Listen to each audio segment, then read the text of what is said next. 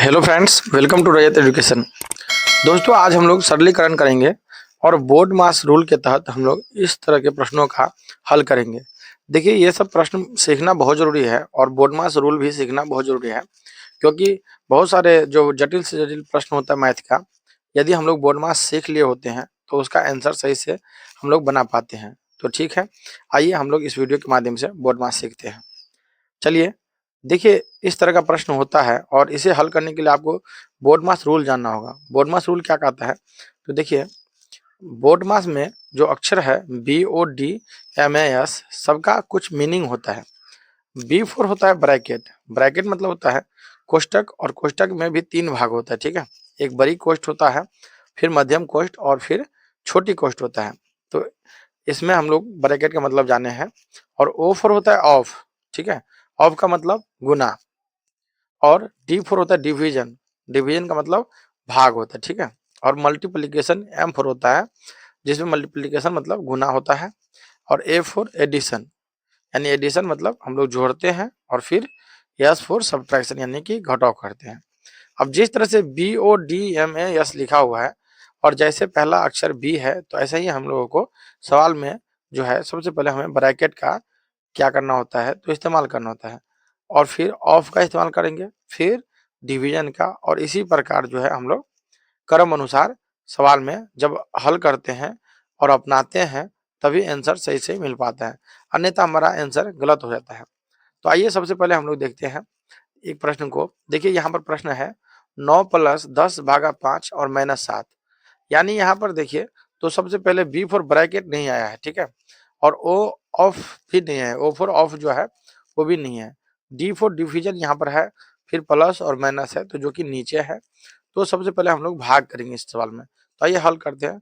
सबसे पहले देखिए, हम लोग भाग पर जाएँगे। सबसे पहले जो कुछ भी भाग से पहले है उसे ऐसे ही उतार देंगे, तो 9 को उतारते हैं, फिर प्लस उतरेगा। और यहाँ पर देखिए 10 भागा 5 है, तो इसका मतलब 10 और बट्टे में 5 लिखना है, ठीक है? और फिर -7 है, तो लिखिए, ठीक है? अब देखिए, यहाँ पर 9 है, 9 लिखेंगे प्लस, और 5 से 10 में भगा दे दीजिए, तो 5 दूनी 10 होता है, ठीक है? तो 2 आ गया, ठीक है? और -7 है। यानी सबसे पहले हम लोग जोड़ का क्रिया नहीं किए और घटाव का क्रिया नहीं किए। क्यों? क्योंकि भाग का क्रिया जो है सबसे ऊपर में डिवीजन है, तो इसलिए भाग का क्रिया करना पड़ा, ठीक है? और फिर क्या करना है, 9 और 2 को जोड़िए। देखिए, यहाँ पर एडिशन सब्ट्रैक्शन से पहले है, इसीलिए जोड़ना है। 9 और 2 11 हो गया, और इसमें फिर -7 हो जाएगा। और फाइनली जो है 11 में से 7 को जब घटा दीजिएगा, तो यहाँ पर 4 आ जाएगा, ठीक है? तो 4 हमारा आंसर हो जाएगा, ठीक है? तो इस तरह से हम लोग नियम को पालन करके आंसर सही ला सकते हैं, ठीक है? अब देखिए, उसके बाद दूसरा प्रश्न देखिए यहाँ पर दिया है। इसमें आप देखिए गौर से, तो भाग भी है और कोष्ठक भी है। तो सबसे पहले भाग से भी ऊपर ऑफ होता है, जो कि ऑफ नहीं है, और इससे ऊपर होता है कोष्ठक। तो सबसे ऊपर में कोष्ठक होता है, तो हमें कोष्ठ का क्रिया करना होगा। तो चलिए, सबसे पहले हम लोग कोष्ठ से पहले जो भी सवाल है उसे ऐसे ही उतारते हैं।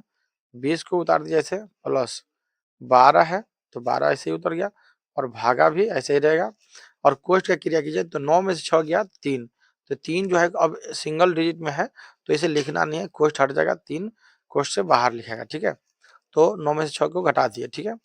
अब क्या करना है, तो फिर अब देखिए जोड़ है और भागा है, तो सबसे पहले डिवीजन है, तो डिवीजन करना है। नीचे में जोड़ आता है, तो पहले डिवीजन कीजिए। तो 20 और प्लस लिखिए ऐसे ही, और 12 और भागा का मतलब बट्टे में 3, ठीक है? और फिर अगले स्टेप में 20 को ऐसे ही लिखना है, और प्लस 3 से 12 में भागा दीजिए, 3 चौके 12 हो गया, तो 4 आ गया। और यहाँ पर 20 को और 4 को अब जोड़ दीजिए, तो 20 और 4 24 हो गया। ये आपका आंसर हो गया, ठीक है? तो इस तरह से हम लोग हल करेंगे बोर्ड मास के नियम के अंदर, ठीक है? चलिए एक और प्रश्न देखते हैं। यहाँ पर देखिए, यहाँ पर एक प्रश्न है। यहाँ पर 16 प्लस बड़ी कोष्ठ बंद 18 और -6, यानी मध्यम कोष्ठ के अंदर, और प्लस छोटी कोष्ठ के अंदर 18 -6, और फिर मध्यम कोष्ठ बंद, और फिर बड़ी कोष्ठ बंद है, ठीक है? तो चलिए हम लोग नियम के तहत बनाते हैं। देखिए, बहुत ही आसान हो जाएगा बनाना। सबसे पहले हमें क्या करना है, तो इसमें देखिए ब्रैकेट बड़ी कोष्ठ है, फिर मध्यम कोष्ठ है, फिर छोटी कोष्ठ है। तो सबसे पहले हमें छोटी कोष्ठ की क्रिया करना है, ठीक है?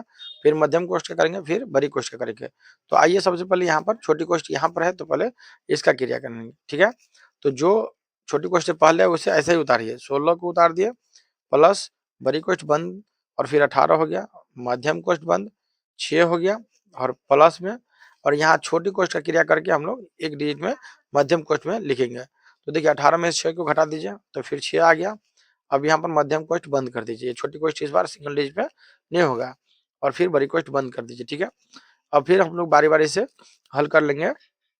यहाँ पर 16 लिखिए और प्लस और फिर बड़ी कोष्ट बंद 18 लिखिए। अभी मध्यम कोष्ट का क्रिया करना है, छोटी कोष्ट से के बाद मध्यम कोष्ट है तो इससे क्रिया करना है, तो इसलिए हम लोग बड़ी कोष्ट को ऐसे लिख दिए।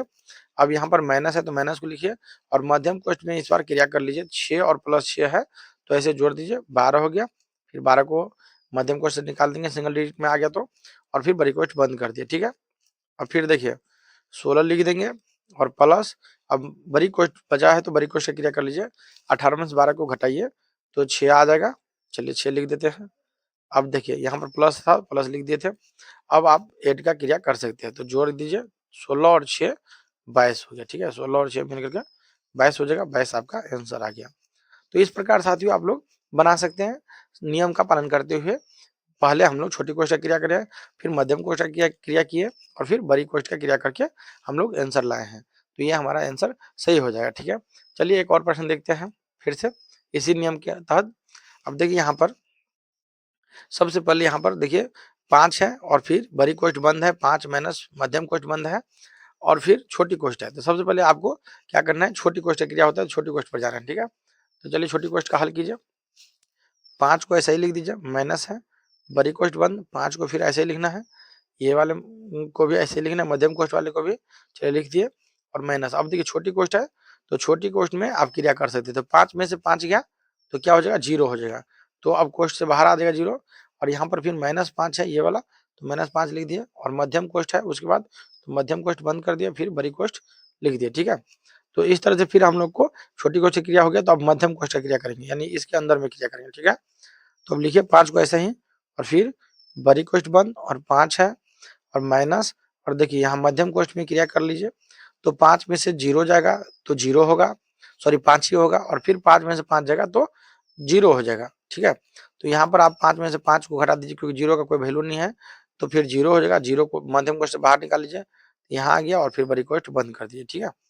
अब देखिए 5 है और माइनस और बड़ी कोष्ट 5 है और 5 में 0 गया तो फिर 0 ही हो जाएगा, सॉरी एक स्टेप कम हो जाएगा इस बार, यहाँ पर 5 में 0 जाएगा तो 5 ही हो जाएगा, ठीक है। तो मध्यम कोष्ट होगा नहीं, तो यहाँ पर ये स्टेप नहीं लिखिए, 5 हो गया और माइनस और 5 में 0 घटाएंगे तो 5 ही होगा, तो 5 हो गया, बड़ी कोष्ट अब हमको नहीं लिखना है, हटा देना है। अब फाइनल 5 में से 5 को घटाइए, यहाँ पर 0 आंसर हो गया, ठीक है। तो इस तरह से हम लोग आंसर को ला सकते हैं, ठीक है। तो आपने देखा कि कोष्ठक का प्रयोग करते हुए हम लोग बहुत ही आसानी से सवाल को हल कर सकते हैं। तो चलिए साथियों, आई होप कि आप लोग बोडमास रूल्स सीख गए होंगे और बोडमास सीखे हैं, और यदि आपको ये वीडियो अच्छी लगी हो तो प्लीज़ इस वीडियो को लाइक कीजिए और दोस्तों के साथ शेयर कीजिए ताकि वो भी बोडमास सीख सकें, और चैनल पर नए हैं तो चैनल को सब्सक्राइब कर दीजिए। तब तक के लिए जय हिंद।